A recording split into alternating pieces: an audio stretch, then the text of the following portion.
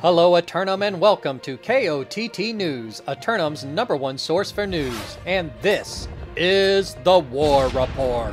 Dynamic change in the history of Eternum last night as the Covenant hero worshippers of Outcast expand their holy empire north and capture the bamboo forest preserves of Ebonscale Reach.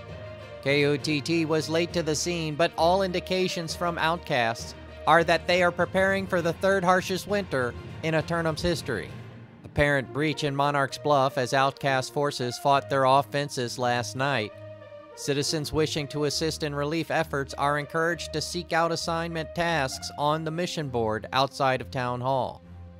And it should be a pleasant afternoon for making light repairs on the bluff as the sun's disinfecting rays keep the corruption at bay.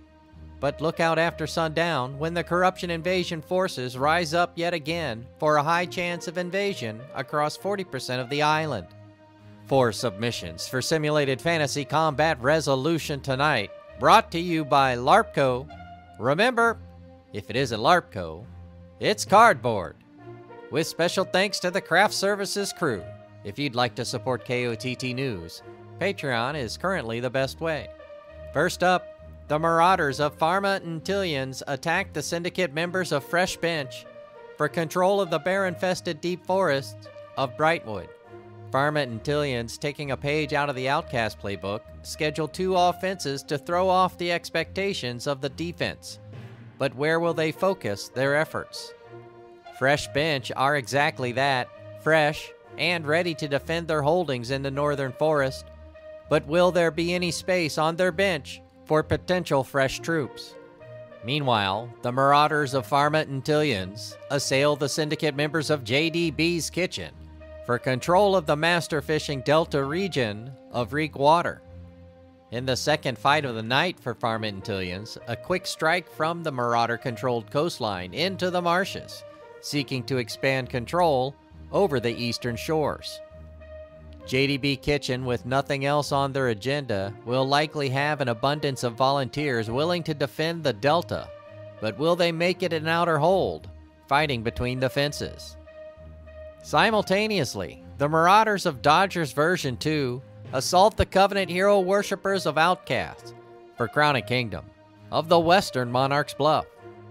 Dodgers forces taking on 2 fights in one night, but in such a way that they'll be able to fill them both, especially now that they've grown larger than just 2 members. The Outcast, riding high on the momentum of their victory last night, double time it back to the bluff to fortify their position and defend their sovereignty. But wait, there's more, as the syndicate members of Deathmarked Reincarnated assail the Marauders of Dodgers V2 for control of the crocodile-infested Southern Cutlass Keys. Deathmarked Reincarnated retreat from the mountains, traverse the entire island, and end up at the southern tip. But will they be ready for the renewed forces of Dodgers? In their second fight of the night, Dodgers forces turn around on short notice and have to change their mindset, switching gears into defense in under 15 minutes. We'll have any late-breaking outcomes and reactions from the citizens tonight at 11. Until then, this has been War Correspondent JChalant, KOTT News.